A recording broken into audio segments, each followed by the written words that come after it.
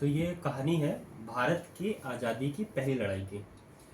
तो जितना अब तक जानते हो वो ये हुआ था कि यूरोप से वास्को द गामा भारत आने का एक रास्ता खोजते हैं। बहुत सारे देश के लोग आते हैं, पर सबसे ज़्यादा पुर्तगीज़, फ्रेंच, फ्रांस वाले और अंग्रेज ये भारत में रह रहे हैं। अंग्रेज की लड़ाई होती है प्लासी और बक्सर में। प्लासी में लड़ते हैं वो सिराजुद्दौला के साथ में, और बक्सर में उनकी लड़ाई होती है अवध के नवाब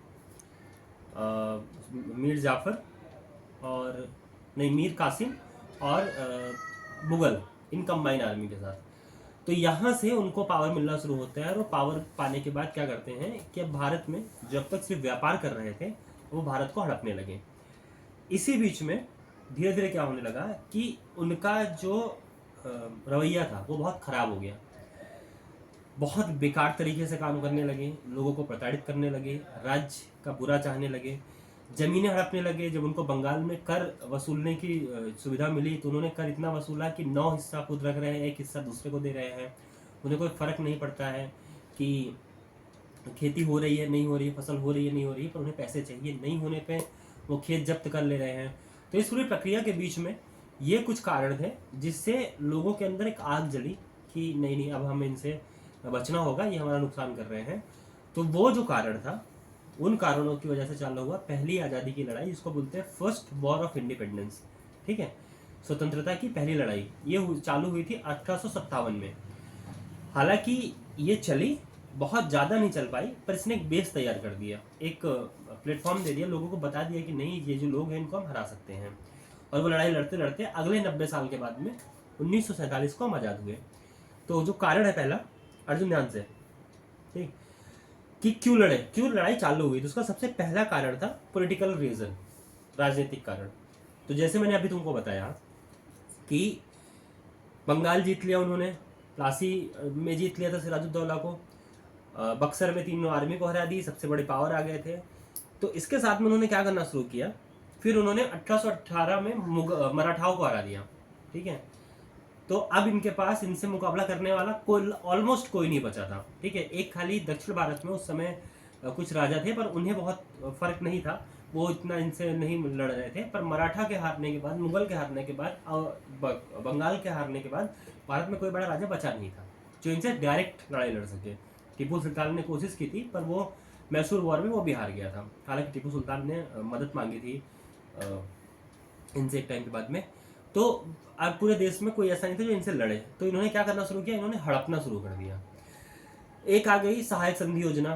ठीक है, वेलेस्ली की एक योजना थी, उसका नाम था, जिसको हिंदी में कहते हैं सहायक संधि योजना, और अंग्रेजी में कहते हैं सब्सिडरी अलायंस। इसमें क्या होता था समझो, सहायक संधि योजना में ये राजा के पास जाते थे और राजा को कहते थे कि आप हमें कुछ पैसे दीजिए और निश्चिंत हो जाइए, आपकी सेना के बदले मेरी सेना लड़ेगी। ठीक है, तो आपको बस इतना करना है कि जो मेरी सेना है उन लोगों को रखना है और उनको खाना खिलाना है, जो काम अपनी सेना के लिए आप कर रहे थे वही करना है।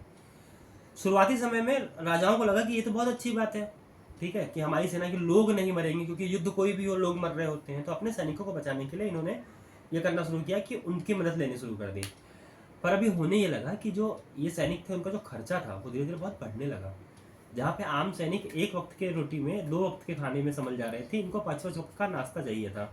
इनकी पगार बहुत ज़्यादा थी। ठीक है, तो और अंत में जब इनके सैनिक खुद नहीं लड़ रहे हैं तो उनको लड़ना वो भूल चुके थे, और जो हथियार और बाकी चीज़ें राजा पहले ही दे चुका था अंग्रेजी सेना को, तो वो खाली हो चुका था। तो वो सेना जो जिस राजा के लिए लड़ रही थी उसी राजा को हरा देती थी और राज्य ले लेती थी। दूसरा आए एक आए डलहौजी। ठीक है, डलहौजी ने क्या किया, डलहौजी ने नियम बना लिया कि जो राजा मर जाएगा उसका कोई बेटा नहीं होगा। ठीक है, मतलब उसका उत्तराधिकारी नहीं होगा, उस राज्य को कंपनी में मिला लिया जाएगा, ईस्ट इंडिया कंपनी में उसको मिला लिया जाएगा। सबसे अच्छा एग्जाम्पल है झांसी की रानी। झांसी की कहानी है ये, कि जो राजा थे झांसी के, उनकी मौत हो गई थी, तब उनके कोई पुत्र नहीं था, तो इसके लिए कंपनी हड़पने आ गई थी, फिर वो लड़ाई हुई थी, वो आगे देखेंगे। तो इससे क्या हुआ, उन्होंने बहुत सारे राज्य, संतारा हो गया, अवध हो गया, झांसी तक पे वो आज गए थे लेने के लिए, नागपुर हो गया था, बिठूर हो गया था, ये सब इनके हाथ में आ गया। तो ऐसी चीज़ें देखने की वजह से लोगों में ये हुआ कि नहीं, इनके साथ रहेंगे तो धीरे धीरे हम पूरी तरीके से गुलाम हो जाएंगे, अपने ही घर में गुलाम हो जाएंगे, इसलिए इनसे लड़ना पड़ेगा। दूसरा बढ़िया कारण था वो था एडमिनिस्ट्रेटिव कारण, ठीक है, मतलब आधिकारिक, जहाँ पे अधिकारी के हिसाब से देखें, ये समझो कि हमारे ऊपर शासन हो रहा था, अधिकारी जितने थे वो हमारे ऊपर शासन कर रहे थे, पर हम में से कोई नहीं था। इन्होंने नौकरियों में, ओहदों में निश्चित कर दिया था कि कोई भी एक लिमिट के बाद, जैसे अगर मैं बात करूं कि पुलिस की बात करता हूं तो हवलदार है, ठीक है, फिर टीआई बनेगा, inspector, sub inspector, commissioner, DSP, ऐसे बनते हैं एक के बाद एक लेवल। तो जो हाई स्कूल में समझो, स्कूल में जैसे टीचर है, क्लास टीचर है, एक सब्जेक्ट टीचर हो गया, एक सपोर्ट टीचर हो गया। सपोर्ट टीचर है वो टीचर को सपोर्ट करता है, फिर वो मेन टीचर बनता है क्लास टीचर जैसा। क्लास टीचर में क्या होता है, अब जैसे मान लो एक सब स्कूल बड़ी है, एक सब्जेक्ट के कई टीचर हैं, तो उसमें एक हेड टीचर हो जाता है, या सब एचओडी होता है, हेड ऑफ डिपार्टमेंट, ठीक है। उन एचओडीज के ऊपर एक होता है जो होता है कोऑर्डिनेटर, उस कोऑर्डिनेटर के ऊपर होता है वाइस प्रिंसिपल, उसके ऊपर होता है प्रिंसिपल, और उसके ऊपर होता है ट्रस्टी। ये पूरा सीक्वेंस है।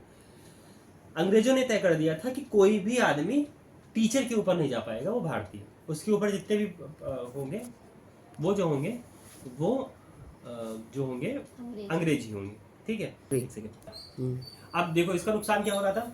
नुकसान ये था कि जो रेवेन्यू जनरेट हो रहा था, जो पैसे ले रहे थे, कर ले रहे थे किसानों से, अगर कोई भारतीय होता तो भारतीय क्या करता है कि उसको कंडीशन पता है कि पैसे हैं नहीं हैं, खेती हुई है नहीं हुई, वैसे ले। पर इन्होंने ज़बरदस्ती पैसे लेने शुरू किए, उनको चाहिए था, तो अंग्रेज जाते थे उन पर बहुत जोर ज़बरदस्ती करते, मारते पीटते, उनसे पैसे वसूल करते थे, ठीक है। ये दूसरा कारण था। तीसरा कारण यही आगे बढ़ा, वो था आर्थिक कारण या इकोनॉमिकल कारण, जहाँ पे पैसे इंपॉर्टेंट आ गए थे। तो कैसा हो रहा था कि अंग्रेजों का जो काम बचा था वो अब सिर्फ अंग्रेजों को लूटना था। चाहे वो बाजार जो था, बाजार को पूरा इन्होंने कैप्चर कर लिया था, बाजार से जितने पैसे आ रहे थे सब रख रहे थे।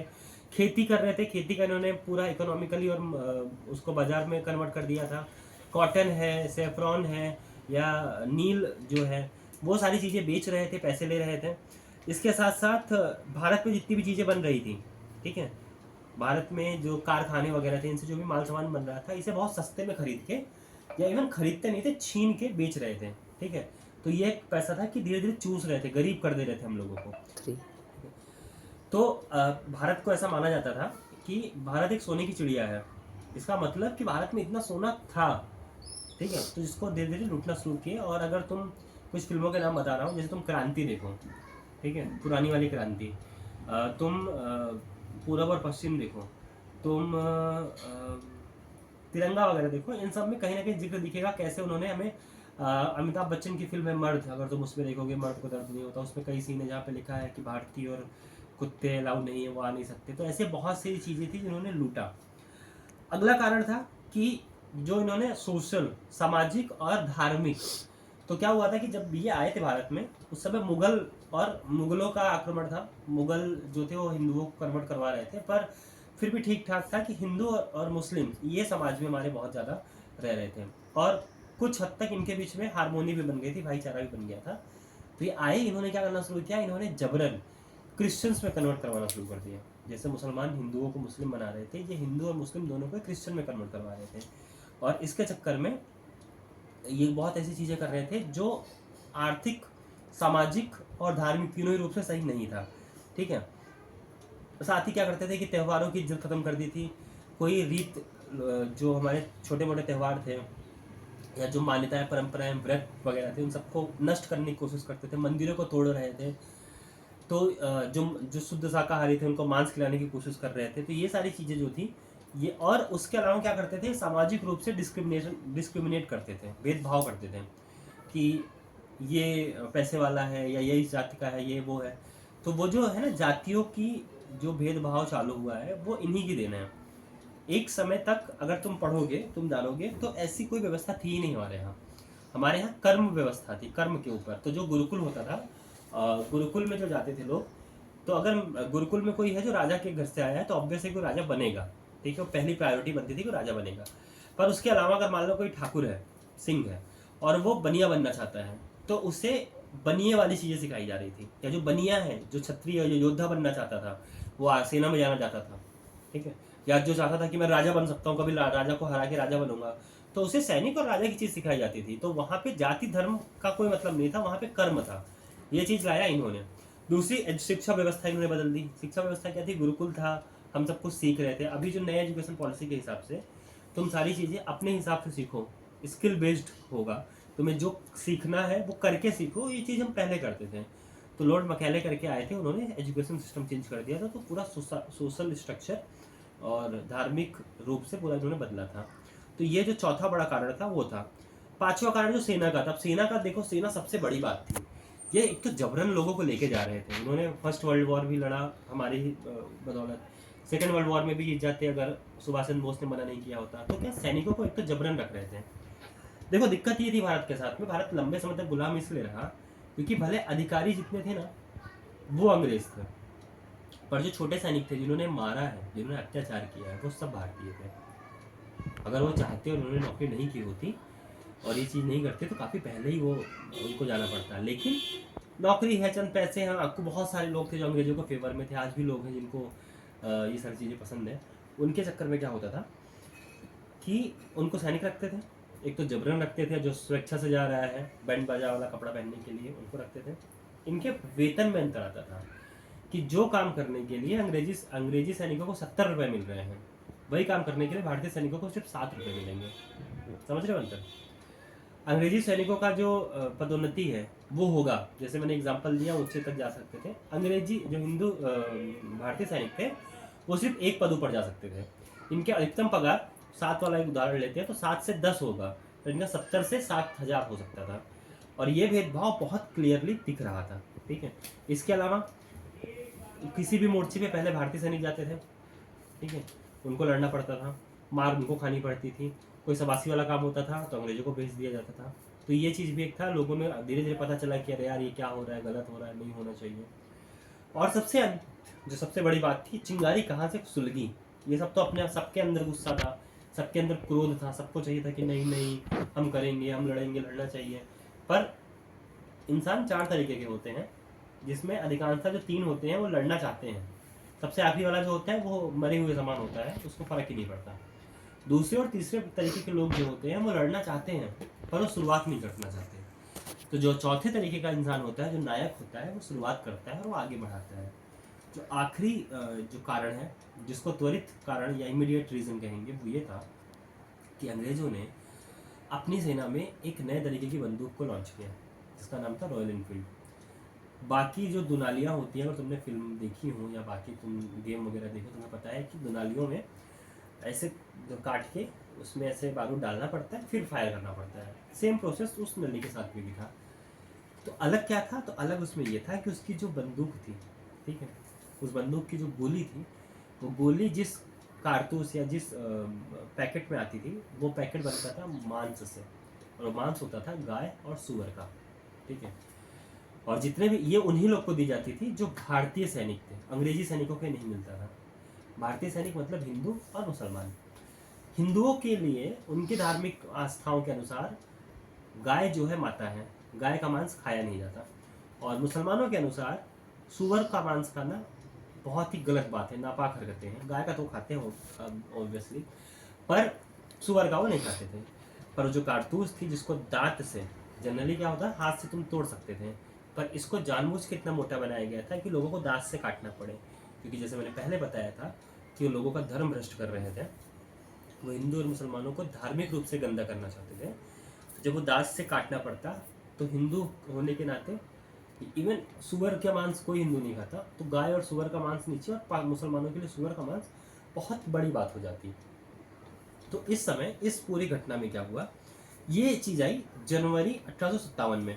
ठीक है, अब इसमें कुछ लोग थे, उन्होंने किया कि इसका विरोध कि हम नहीं करेंगे लड़ाई, बातचीत करेंगे। तो उस समय जो अंग्रेज का इंचार्ज था, जिसको कहते हैं ऑफिसर इंचार्ज, उनका नाम था कुछ नाम पढ़ना पड़ेगा मुझे। तो ये जो तो इस राइफल के ऊपर इतना बवाल मचने का कारण क्या था वो समझो।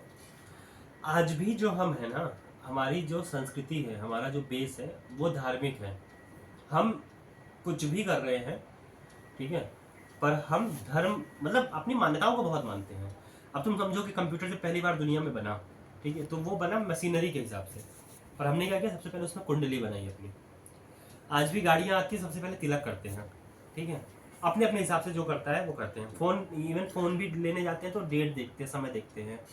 तो सोचो आज से 70-80 साल पहले, 200 साल पहले लोग कितने धार्मिक रहे होंगे, जो इन्हीं सारी चीज़ों में लगे थे, जो धर्म की बातें करते थे, जो मान्यताओं की बातें करते थे। तो उनके लिए ये कर पाना, ठीक है, जहाँ पे खाने को नांगना गलत था, जहाँ पे बिल्ली का मर जाना, कौवे का मर जाना, कौवे का बोलना, कुत्ते का रात में रोना, ये सारी चीज़ें अलग ही संकेत मानी जाती थी। उनके लिए गाय और सुअर की चर्बी को मुंह में लगाना बहुत बड़ी बात थी, ठीक है। ये वो लोग थे जो अपने आप को धार्मिक रूप से खराब मान के अपने आप को गलत मान लेते थे, पाप मान लेते थे, तो खुद को मरा हुआ मान लेते थे, वो लोग थे। तो इस पे जो वहाँ पे ऑफिसर इंचार्ज था उसका नाम था मेजर होसन। तो होसन को मंगल पांडे जो थे वो आ गया, उन्होंने बोला कि देखो हम नहीं करेंगे। तो उन्होंने उसको धक्का दे दिया, होसन ने मंगल पांडे को धक्का दिया, यहाँ तक कि मारा भी, और बोला लोगों को कि पकड़ लो। तो इस बात से मंगल पांडे को बहुत गुस्सा आया, और उसने क्या किया, उसी बंदूक से काटा, डाला और उसको गोली मार दी। उसको गोली मारने के बाद एक वहाँ लेफ्टिनेंट था, लेफ्टिनेंट बाग, ठीक है, उसको भी उन्होंने मंगल पांडे ने मार दिया, ठीक है। अब इसकी वजह से उनको कर लिया गया अरेस्ट, ठीक है, और सबके सामने फांसी दे दी गई, सबके सामने। और वो फांसी दी गई 8 अप्रैल 1857 को। अप्रैल में उनको फांसी दे दी गई। मंगल पांडे मर गए। मंगल पांडे पहले शहीद थे हमारे आज़ादी की लड़ाई की। तो उसके बाद क्या हुआ, अब जो बाकी के लोग थे, अब उनके मन में आया कि अगर एक आदमी मर सकता है, ठीक है, तो हम भी मर जाए, कोई दिक्कत नहीं है। और दूसरी बात, उनके लिए गाय और सुअर के मांस को काटना और मरना दोनों एक बराबर था, तो उन्होंने मरना पसंद किया। फिर ये धीरे धीरे सुलगना शुरू हुआ, क्योंकि मंगल पांडे के बहुत से करीबी दोस्त थे, उनका मरना उनको बुरा लगा। उनको ये था कि अगर ये मरा है, कल को हम भी मरेंगे, कोई दिक्कत नहीं, बस इसका बदला लेंगे। तो वो धीरे धीरे धीरे बढ़ते बढ़ते 8 अप्रैल को जो घटना हुई, वो बढ़ते बढ़ते 10 मई को एक बहुत बड़ा विद्रोह शामिल हो गया। तो जितने सैनिक जिनको राइफल दी जा रही थी, उन्होंने मना कर दिया, और वॉर वहाँ से चालू हो गया। और फिर उसके बाद जिसको जो में दिख रहा था वो उसको मार दे रहे थे। अंग्रेजी चाहे सैनिक हो, बड़ा ऑफिसर हो, कोई भी हो, तो वो उसको मार दे रहे थे, ठीक है। उसके बाद क्या हुआ कि इसमें मेरठ शामिल हो गया। मेरठ के लोगों ने भी मना कर दिया कि नहीं अब हम नहीं करेंगे। मेरठ में भी चालू हो गया, दिल्ली के बाद मेरठ ज्वाइन हो गया, ठीक है। तो अब मेरठ आ गया, कुछ और छोटे मोटे राज्य आ गए, लोग आ गए, दिल्ली सेंटर में हो गया। और जो अंग्रेजों से बहादुर शाह जफर मुगल में थे, जब उन्होंने देखा कि दिल्ली और उसके आसपास में लड़ाई हो रही है, तो उसका उन्होंने फायदा उठाया और बहादुर शाह जफर वापस आगे साइन दिल्ली पे। तो अब ये जो पहला हिस्सा था वो पूरा होता है कि कैसे, किन कारणों से पहला वॉर शुरू हुआ था, ठीक है।